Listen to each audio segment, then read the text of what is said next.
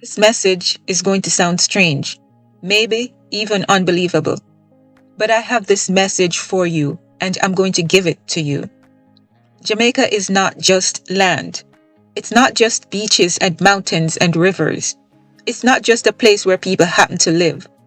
Jamaica is a living being, a soul, a consciousness, something ancient and powerful that exists on a level most people will never comprehend.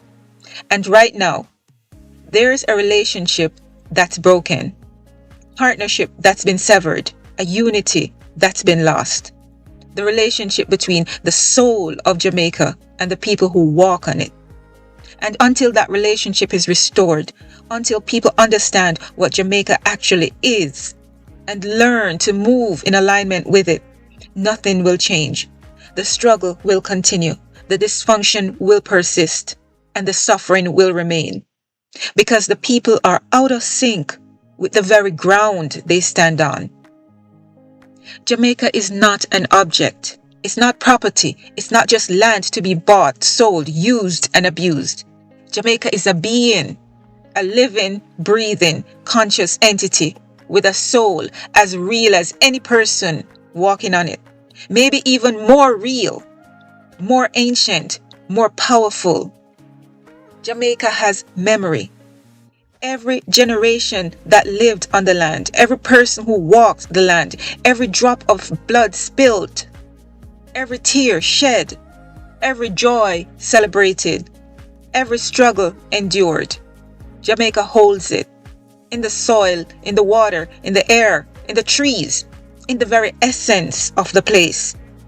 The land remembers the Taino people, remembers the enslaved Africans who were brought in chains. It remembers the Maroons who fought for freedom in the mountains.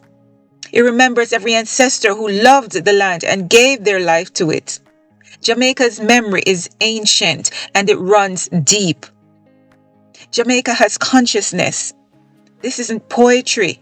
This is truth. The land operates on a frequency, on a vibration, a level of consciousness that most people can't perceive because they're too caught up in the physical, in the material, in the surface level.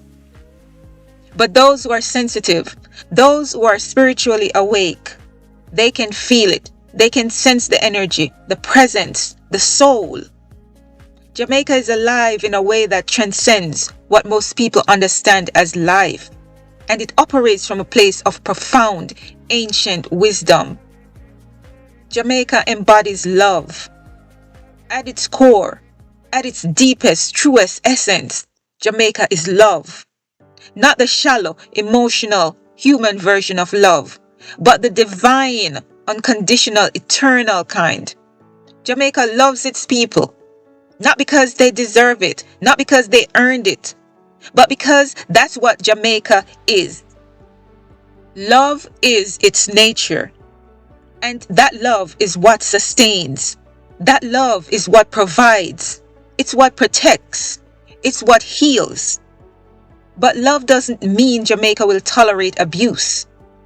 It doesn't mean it will lower itself to meet people where they are when where they are is destructive.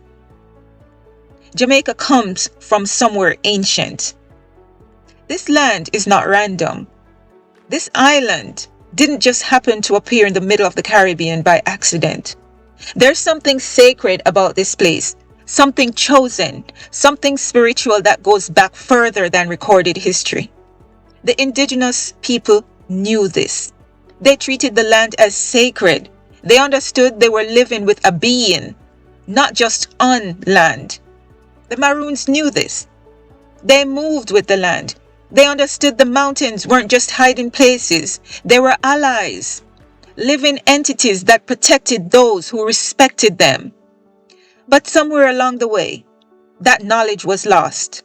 And now most people walk on sacred ground without even knowing it. So what happened? How did the relationship between the people and the soul of Jamaica become so broken? The people started using instead of partnering. Jamaica is not here to be used, not here to be exploited, not here to be treated like a resource that exists only to serve human needs and wants. But that's exactly what's happening. The land is being raped, mined, stripped, sold, built on without permission, polluted, disrespected and abused. And not just by foreigners, by Jamaicans, by the very people who should understand the sacredness of this place. Taking from the land without giving back, extracting without honoring, using without respecting. That's not partnership, that's violation. The people operate from low frequency. Here's the hard truth. Jamaica operates on a high frequency. And when I say Jamaica, I'm talking about Jamaica, the soul. Jamaica operates on a high frequency, a level of consciousness rooted in love, in wisdom, and ancient power.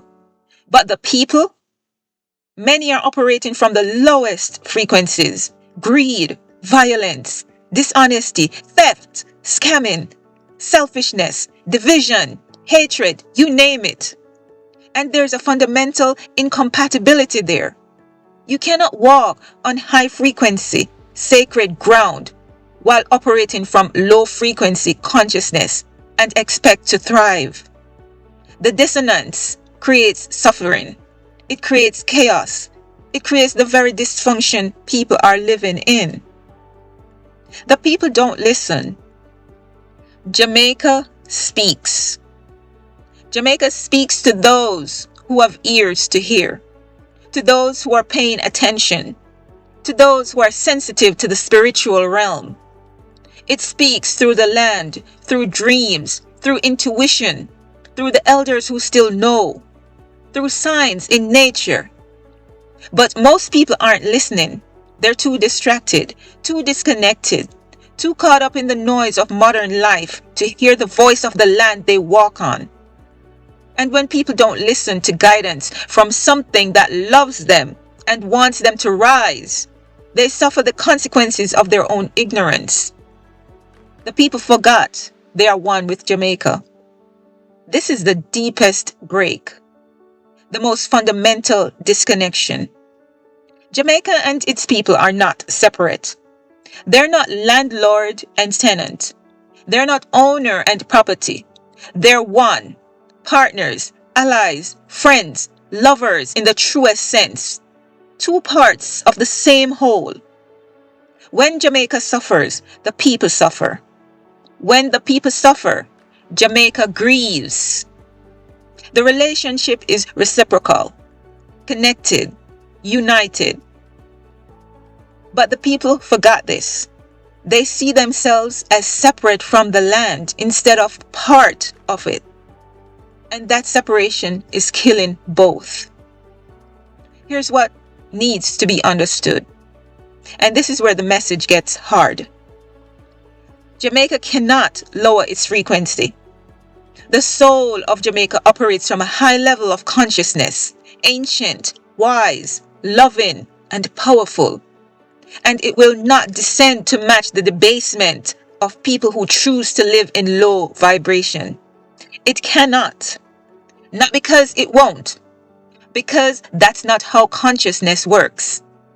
High frequency doesn't become low frequency just to accommodate those who refuse to rise. So the people have to rise. They have to elevate. They have to ascend to meet Jamaica where it is. The people have to come into alignment. What does that mean practically? It means operating from love instead of hate, from unity instead of division, from honesty instead of dishonesty, from abundance consciousness instead of lack mentality, from respect instead of exploitation. It means treating the land as sacred, honoring it, protecting it, listening to it, moving in partnership with it instead of dominating it. It means raising consciousness, elevating thinking, purifying intentions, healing from the trauma and dysfunction that keeps people operating from base, low frequency states. If the people don't rise, they lose. Not Jamaica. This is critical to understand. Jamaica will be fine. The soul of this land is eternal, ancient, powerful beyond human comprehension. If the people refuse to rise, if they continue to live in crime, greed, violence, dishonesty, and low consciousness, they are the ones who will suffer. Jamaica's consciousness doesn't need the people for it to be at peace. The people need Jamaica to thrive. Jamaica will continue to exist, continue to hold its frequency, continue to be what it is, with or without people who understand it.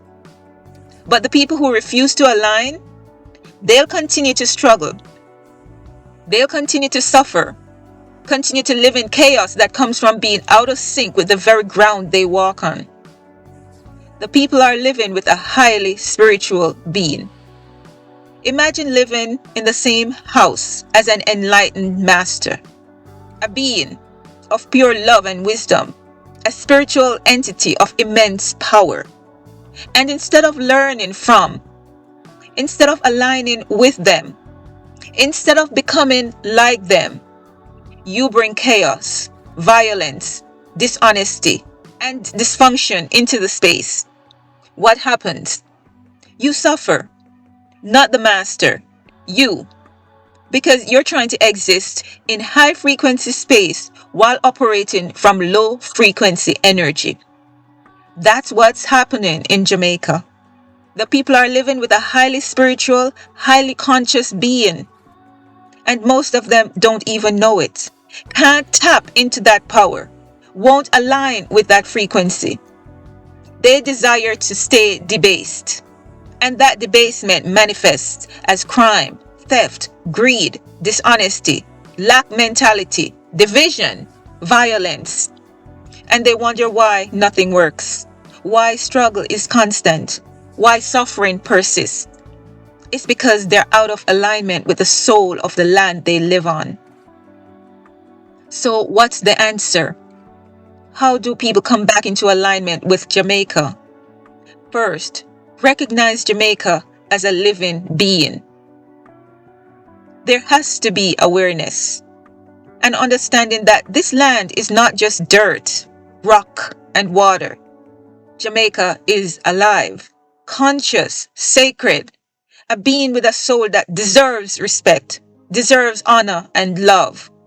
Until that recognition happens, until people fundamentally shift how they see and relate to the land, nothing changes. You have to listen to what Jamaica is saying.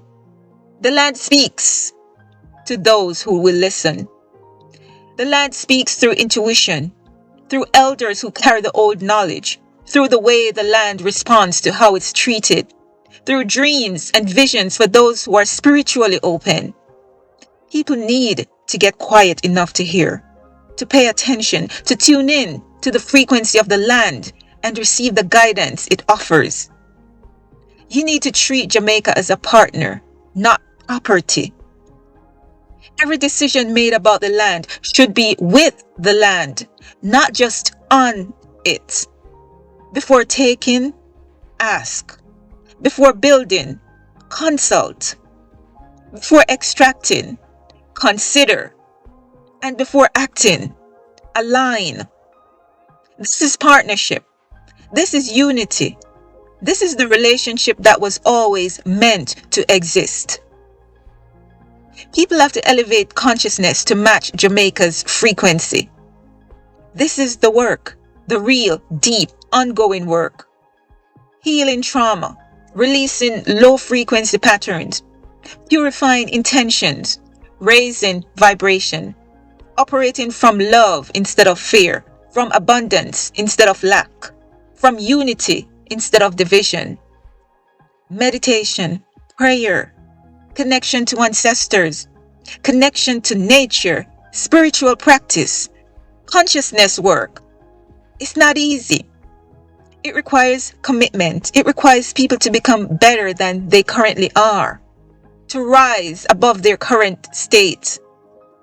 but it's possible and it's necessary. You need to cherish Jamaica as a lover, friend, ally, confidant. This is the energy that needs to return. Love for the land, reverence, gratitude, partnership. Treating Jamaica the way someone treats a beloved friend, a trusted ally, a sacred lover, a wise confidant, with care, with respect, with honor, with deep, profound appreciation for what it is and what it gives. Jamaica is a living soul, ancient, powerful, operating from a frequency of love and wisdom that most will never understand. And it's calling its people to rise, to elevate, to come into alignment, to remember the sacred partnership that was always meant to exist. The land cannot lower itself. It won't descend to meet people in their debasement. The people have to rise. They have to purify. They have to elevate. And if they don't, if they continue to operate from low consciousness while walking on high frequency, sacred ground, they will lose.